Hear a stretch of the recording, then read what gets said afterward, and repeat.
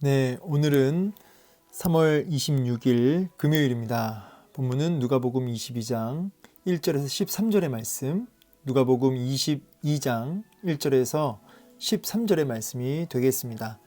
제가 말씀을 봉독하겠습니다. 유월절이라 하는 무교절이 다가오매 대제사장들과 서기관들이 예수를 무슨 방도로 죽일까 궁리하니 이는 그들이 백성을 두려워함이더라. 열둘 중에 하나인 가룟인이라 부르는 유다에게 사탄이 들어가니 이에 유다가 대제사장들과 성전 경비대장들에게 가서 예수를 넘겨줄 방도를 의논하매 그들이 기뻐하여 돈을 주기로 언약하는지라.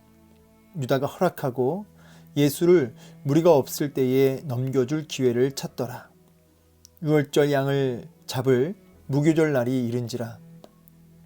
예수께서 베드로와 요한을 보내시며 이르시되 가서 우리를 위하여 유월절을 준비하여 우리로 먹게 하라. 여짜오되 어디서 준비하기를 원하시나이까? 이르시되 보라, 너희가 성내로 들어가면 물 한 동이를 가지고 가는 사람을 만나리니 그가 들어가는 집으로 따라 들어가서 그 집주인에게 이르되 선생님이 내게 하는 말씀이 내가 내 제자들과 함께 유월절을 먹을 객실이 어디 있느냐 하시더라 하라. 그리하면 그가 자리를 마련한 큰 다락방을 보이리니 거기서 준비하라 하시니 그들이 나가 그 하신 말씀대로 만나 유월절을 준비하니라. 아멘. 네, 오늘 본문은 이제 가룟 유다의 배반과 그 다음에 너무나 유명한 그 성화로도 알려져 있는 그 최후의 만찬, 그것을 이제 준비하는 오늘 본문을 이제 보도록 하겠습니다. 자, 먼저 1절에서 보면 유월절이라는 무교절이 다가왔다 그렇게 말씀하고 계시죠. 유월절은 유대력으로 1월 14일입니다. 이거를 뭐 니산월 이렇게 얘기하는데 니산월 1월 14일인데 무교절은 15일부터 그 다음 15일부터 이제 일주일 21일까지죠. 그래서 이제 1월 14일 날 그래서 하루만 14일 저녁부터 해가지고 그 다음 날 아침까지 해서 하루만 이렇게 하는데 무교절은 이제 바로 이어지는 무교절은 이제 15일부터 21일까지 이렇게 지켜집니다.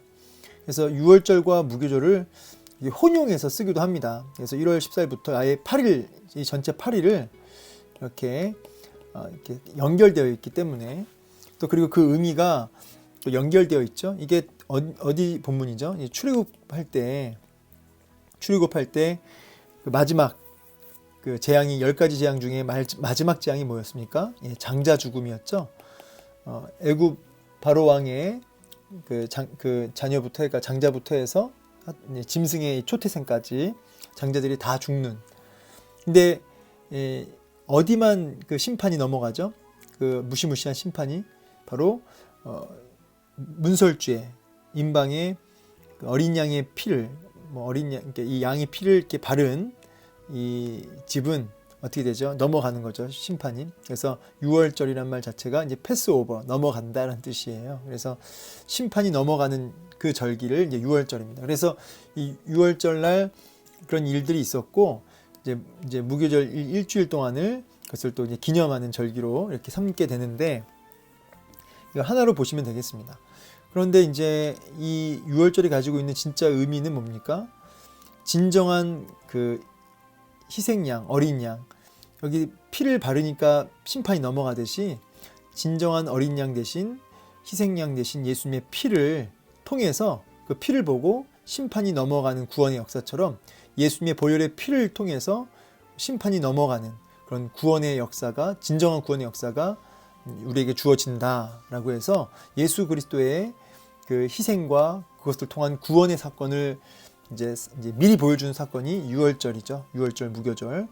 그래서 유월절과 무교절은 하나님의 구원을 노래하고 그것을 기념하는 날이다. 이렇게 보시면 되겠습니다. 여기다 풋노트 달아놓은 거 참고하시면 되고요. 그래서 이제 이런 유월절과 무교절에 대해서 사실은 유대인들은 이제 3대 절기 중에 하나로 이제 뭐 디아스포라 유대인 전 세계에 있는 유대인들이 이렇게 이날은 와서 예루살렘 성에 와서 이렇게 하나님께 보이는 이 절기를 지키는 아주 큰 절기죠. 자, 이 큰 절기인데 이때에 대제사장들과 서기관들은 그야말로 종교 지도자들이고 말씀을 줄줄줄 외워야 될 사람들이잖아요. 근데 이 사람들은 뭐 하고 있냐면 예수를 어떻게 죽일까를 방도를 궁리하고 앉아 있다 이 말이에요. 그렇죠. 하나님의 구원을 기념하고 노래하고 그리고 구속의 은혜를 궁리하고 그 은혜를 묵상해야 할 시간에 예수를 죽일 것을 궁리하고 앉아 있다. 네. 이 궁리하다가 이제 찾고 찾다, 뭐 추구하다 이런 의미로 쓰여지는데 여러분 이게 이제 뭘 보여주냐면 이 사람들의 실체를 보여주는 거죠. 여러분 우리가 무슨 궁리를 하고 사는지를 좀 돌아볼 필요가 있습니다.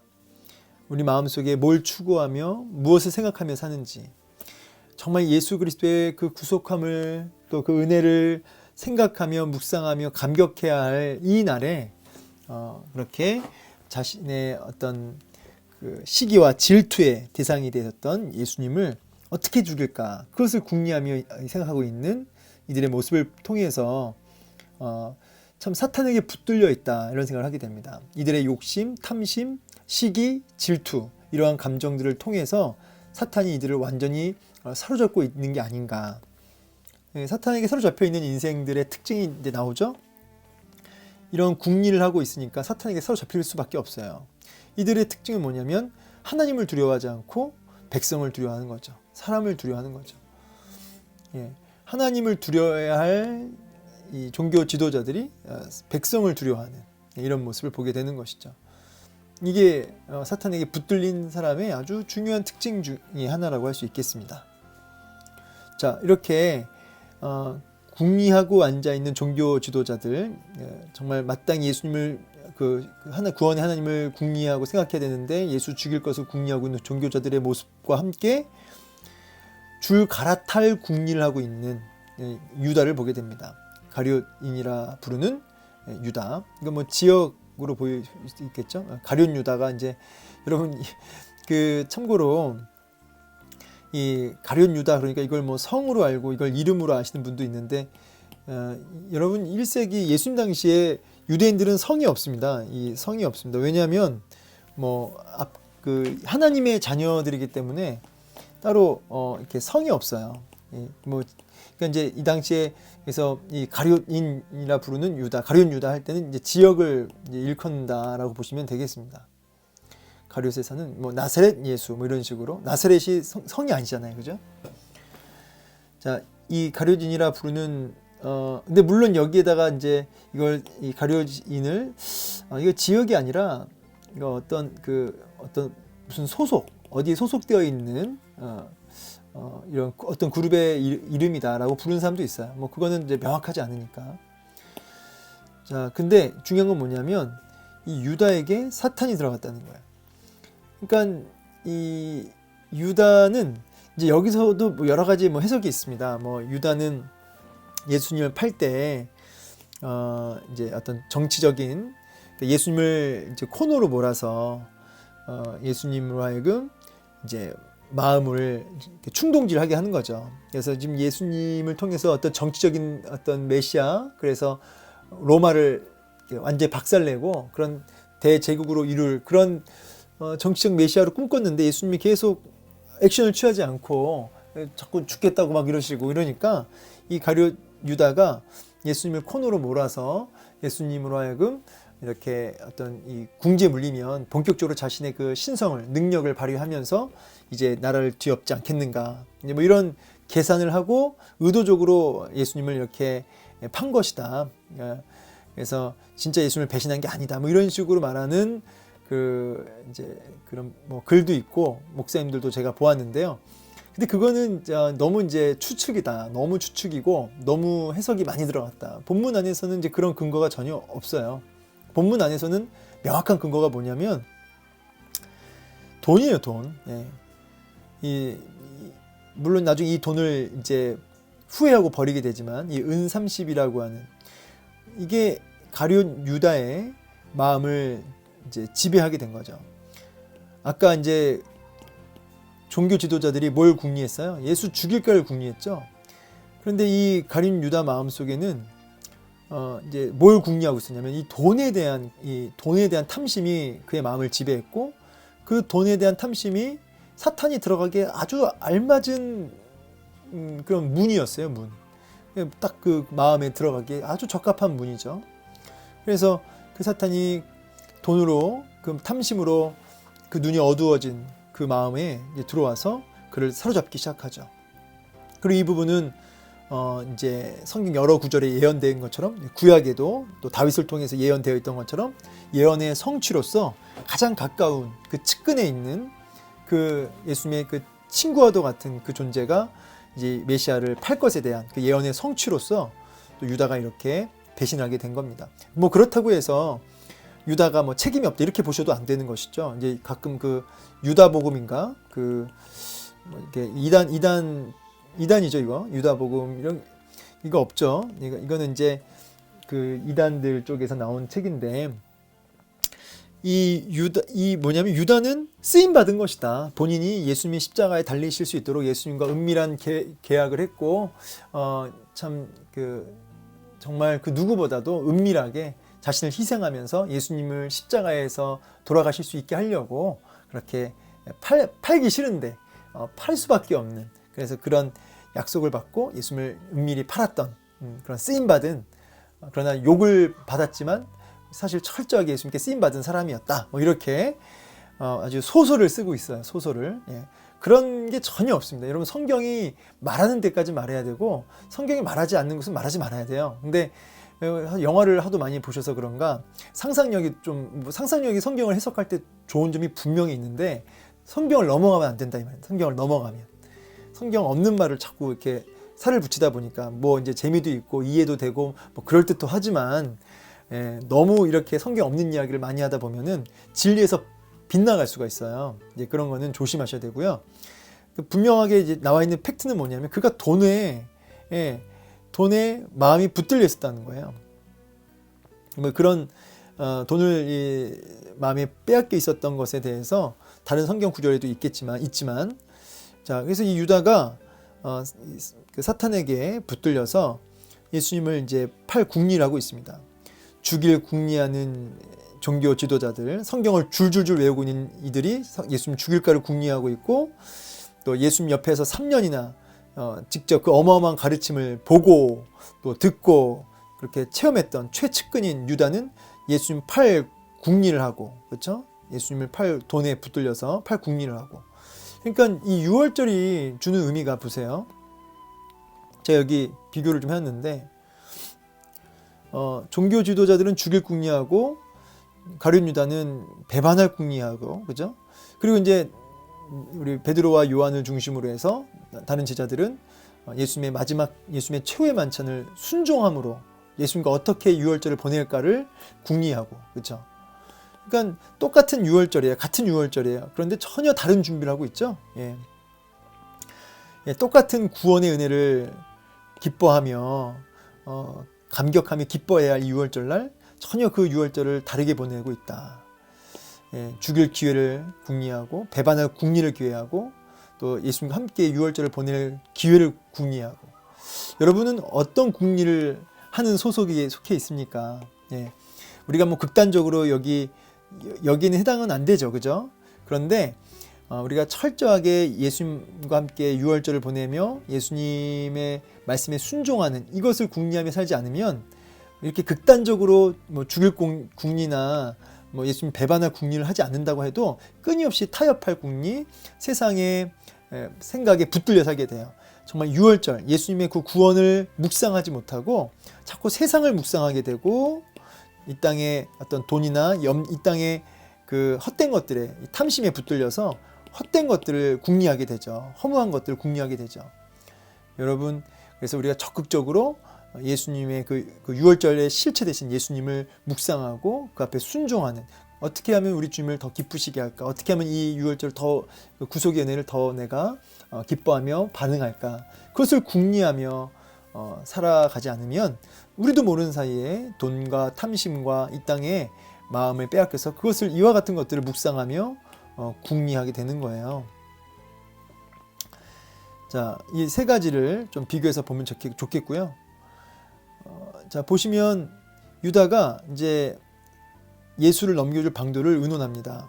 종교 지도자들 찾아가서. 참, 그렇죠. 사실은 이 유다는 누구와 의논해야 돼요? 예수님과 의논해야 되고, 자기 안에 있는 이런 돈에 대한 탐심, 그리고 자기 안에 있는 의심, 이런 것들에 대해서 예수님과 의논해야죠. 그런데 종교 지도자들, 돈을 줄 사람들과 의논하고 있습니다. 여러분, 우리가 연약해요. 그래서 우리가 탐심이 늘 우리 안에 들어오고요. 돈에 대한 생각 들어오고요. 의심도 들어와요. 근데 이걸 저는 나쁘다? 글쎄요. 탐심이 없는 인간이 있나요? 돈 안 좋아하는 인간이 있나요? 의심이 안 드는 믿음이 있어요? 우리 다 안에 이런 게 다 있단 말이에요. 그런데 뭐냐면 그게 내 마음을 주장하지 못하고, 왜 그랬잖아요. 루터가 그랬나요? 새가 머리에 똥 싸고 가는 거를 어떻게 막겠냐고요. 그런데 그 새가 어떻게 해요? 내 머리에 둥지를 틀지 못하게 하라고 그러잖아요. 그죠? 그러니까 이런 게 우리 안에 늘 끊임없이 들어와요. 공격이 있어요. 우리가 인간이니까. 그런데 그것에 붙들리면 안 돼요. 그것에 붙들리는 순간 어떻게 돼요? 사탄이 들어가니. 그러니까 그 어둠의 권세가 그 마음과 생각을 주장하는 거죠. 조종하기 시작하는 거죠.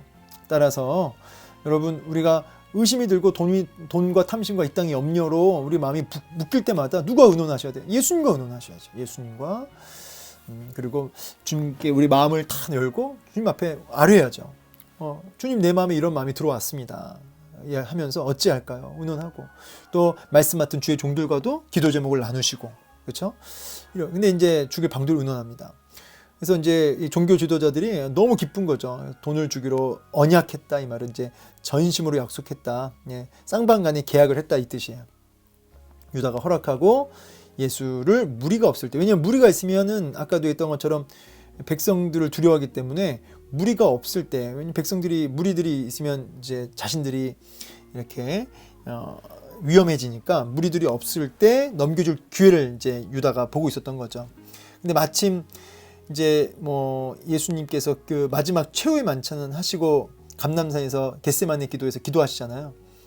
이제 제자들하고 이제 또 떨어져서 또 베드로, 야고보, 요한 같이 이렇게 또 기도하시잖아요. 그 기도 처소를 유다는 알고 있잖아요. 무리들과도 구별되어 있고 예수님이 그 홀로 기도하시는 그 기도 자리, 그렇죠? 겟세마네. 유다가 그걸 알기 때문에 백성들도 무리들도 없으면서 예수님 홀로인, 예수님께서 이렇게 예수님과 12제자 고 있는 11제자 지금 그 자리를 유다가 알고 있기 때문에 이제 유다가 종교 지도자들의 이 유다의 도움이 반드시 필요했던 거죠. 자, 그래서 유월절 양을 잡을 무교절 날이 이제 이르렀습니다. 여기 잡을 할 때는 반드시 뭐뭐 해야 한다라는 그 문법이 쓰여요. 유월절 양은 반드시 죽임을 당해야만 하는 거죠. 네, 그렇죠? 반드시 죽임을 당해야만 한다.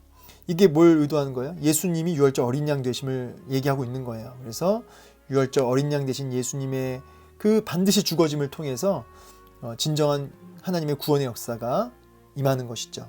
그래서 예수님이 유월절 바로 이 날에 이제 최후의 만찬을 통해서 당신의 죽음을 이제 보이시죠.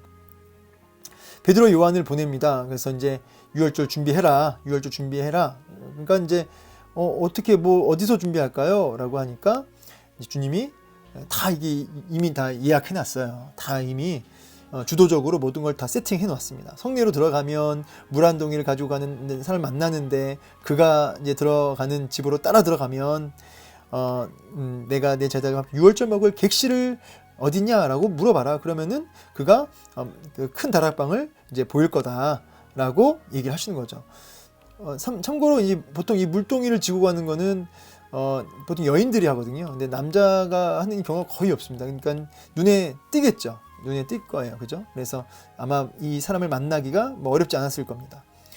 이처럼 이 주님의 이 십자가에 죽으신 모든 과정이 철저하게 예수님의 그 주도적 사역으로, 이게 뭘 의미하냐면 예수님의 그 십자가가 막 끌려가신 게 아니라 예수님이 그토록 원하셨다는 거죠. 하나님의 뜻을 이루고 우리를 모든 언약을 성취하시는 이 사건이기 때문에 모든 것을 철저하게 주도적으로 이끌어 가십니다.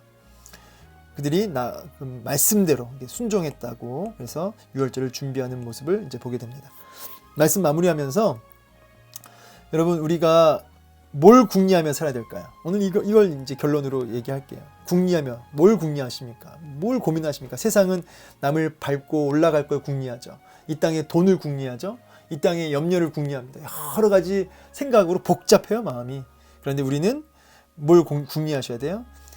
우리를 구원하신 하나님의 구원과 그 예수님의 어린 양의 그 죽으심, 그 십자가, 그것을 궁리하고 그것을 묵상하고 그것을 또 순종함으로 반응하는, 그것을 궁리할 수 있는 저희 여러분 되기를 소망합니다. 그래서 이 유월절 정말 구원의 은혜를 정말 누리며 감격하길 원합니다. 그렇지 않으면 우리도 모르는 사이에 사탄에게 조종당할 수가 있어요. 우리 안에 있는 탐심, 정욕을 가지고 그래서 늘 깨어서 그렇게 마땅히 궁리해야 할 것을 궁리할 수 있는 저희 여러분 되기를 주의 이름으로 축원합니다. 감사합니다.